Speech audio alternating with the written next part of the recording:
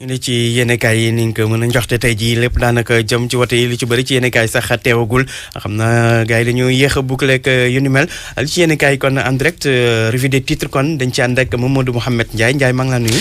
maa ngi lay delloo nuyu bu baax Alaaji Njogu Jeen xam naa surno yi ñoo ngi. Massa Coono ñoo ko bokk. tamit ci liggéey bi. noonu la sénégalais yi ko bëgg. ñu leen koy defal ni ñu ko soppee rek. sant yàlla. ay ca ba bëgg ñu doore ko. L'Observateur. dikk ak ñun ci tendance yi tukkee ci wote yi présidentielle yi ñu doon amal démb 24 février yëf yi diis na lool ay maanaam daal dernière heure. waxul nag waxtuwaay bi la yoon mënees na koo jàppee ay dënn yu jug ak ay maanaam daal defante ci diggante opposition bi kenn ku nekk di wat jëmee ci sa boor.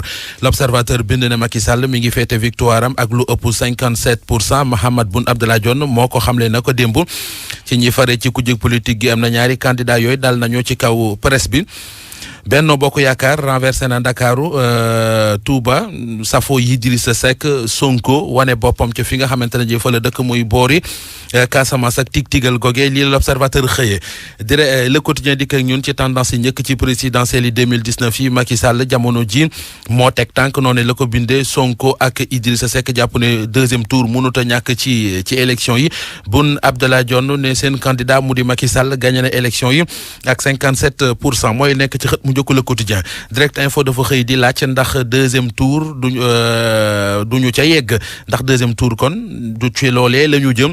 Idi Damel ca Kayor ba léegi di teeñ ca Bawal. Direct Info bind loolee Ndakaaru ak Paris yëf yi maanaam demul ngaay dikul cëng maanaam farewul ci kujje gi demul ci nguur gi kii di Macky fële ca diwaanu Fuuta ca Buur Siin ca kon Siin ak Saalum Macky moo fa teg tànk diaspora bi Macky Sall ak Sonko ñoo ko séddoo ba tey Direct Info bind ne lu aju daal ci dem ci prolongation mu di deuxième tour daanaka bu ñu xool résultat yi day mel ne ci loolee la ñu jëm. Ousmane Sonko ak na mu wane boppam fële ca diwaanu Casamance ba jël sax kii di Abdoulaye Baldé falan ko na leen wane fa boppam. Soleil national li mu xëyee moo di kàddu yu bàyyee ko ci Boun Abdallah Dionne mu ne Macky Sall falu wat na ak 57%. Idrissa Seck ak Ousmane Sonko ñoom dañu ne deuxième tour mënu ca ñàkk ak élection yeeg ni mu tëddee yéenekaay bi xëy ñu xamal ne élection yi démb yi Sénégal wane na ca boppam bu baax a baax maanaam fañ ko doon séntu foofee ci la dal mu di organisation élection yu jaar ci yoon.